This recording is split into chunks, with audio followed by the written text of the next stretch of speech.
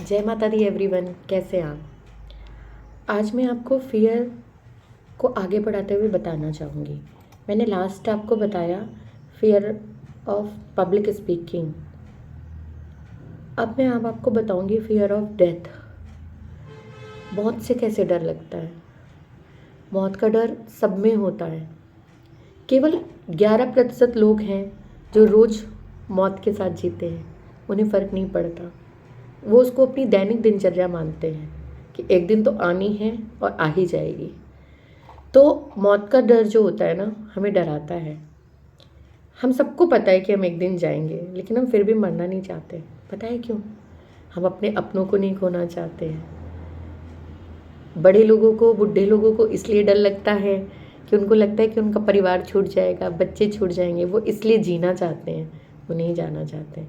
But आजकल की हमारा डेली रूटीन दिनचर्या ऐसी हो गई है कि डेथ रेशियो बढ़ गया है। कुछ बॉडी मूवमेंट नहीं है, एकाकी परिवार हो गए हैं, फैमिली वेलफेयर नहीं है। फैमिली वेलफेयर का मतलब आपको पता है? पहले हम परिवार के साथ बैठते थे, हंसते थे, बोलते थे। किस परिवार में टेंशन नहीं है, मन मुटाव नहीं होते हैं।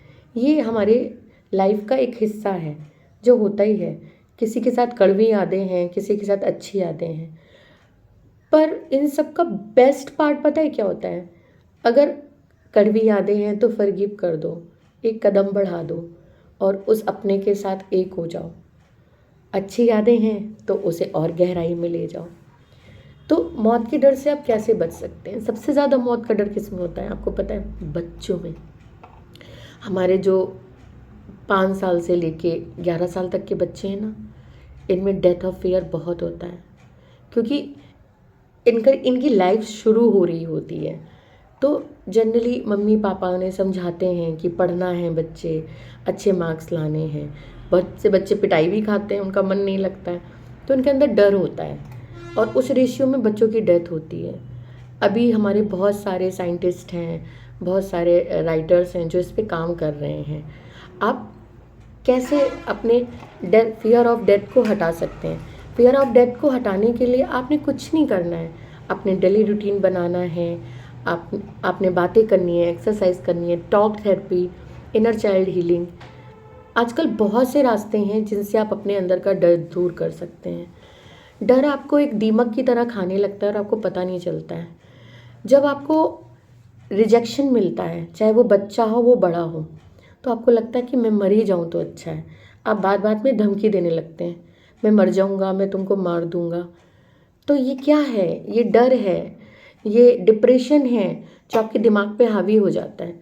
आप ये एक्सेप्ट क्यों नहीं करते? जाना तो हमें एक दिन है ही ना, तो क्यों ना हम अच्छी चीज़ों को अडॉप्ट करें।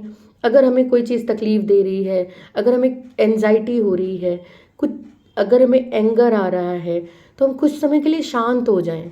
ये तो हम कर सकते हैं ना। हम थेरेपी कराएं, नहीं हो पा रहा है आपसे, तो आप आजकल किसी भी अच्छे काउंसलर से, साइकोलॉजिस्ट से आप डिस्कस कर सकते हैं। वो आपसे बात करेगा, आपको मेडिसिन्स देगा, एक्सरसाइज बताएगा। इसके थ्रू आप अपने डर को, डेथ ऑफ फियर को, या एनी टाइप ऑफ डर जो आपके मन में है, वो आप दूर कर सकते हैं।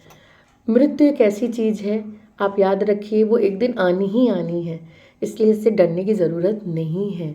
और भगवान ने आपको जितना समय दिया है ना, वो पूरा होगा ही होगा। आपको लगता है कि कहीं मैं मर ना जाऊँ, मेरा सब कुछ छूट जाएगा, अभी मुझे और जीना है, अभी मैंने लाइफ में किया क्या है।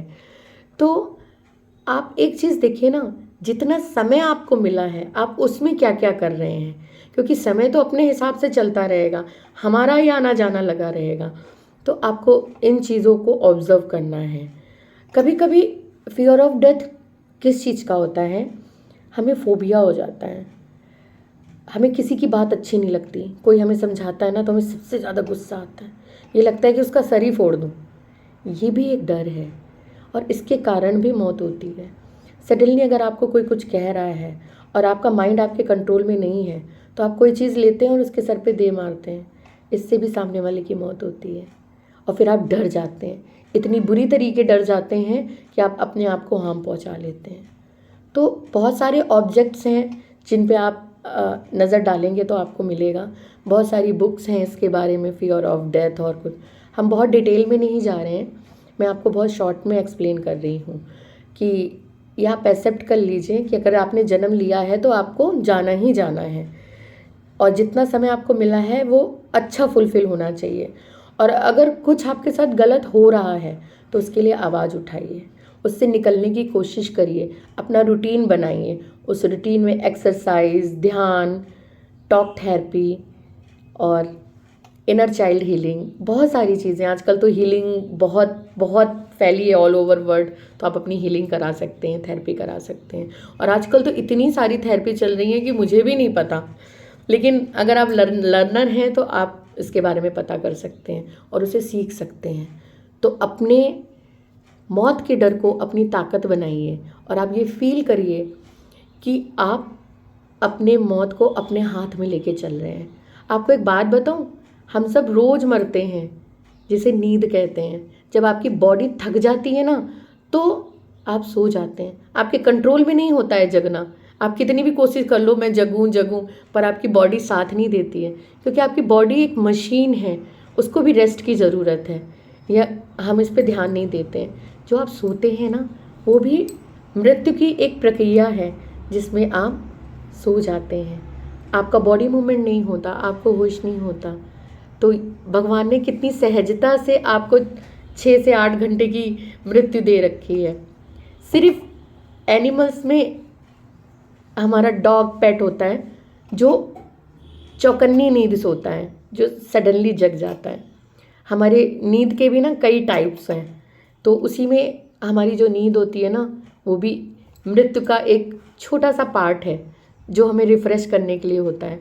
कई बार क्या होता है कि हम सोते सोते मर जाते हैं।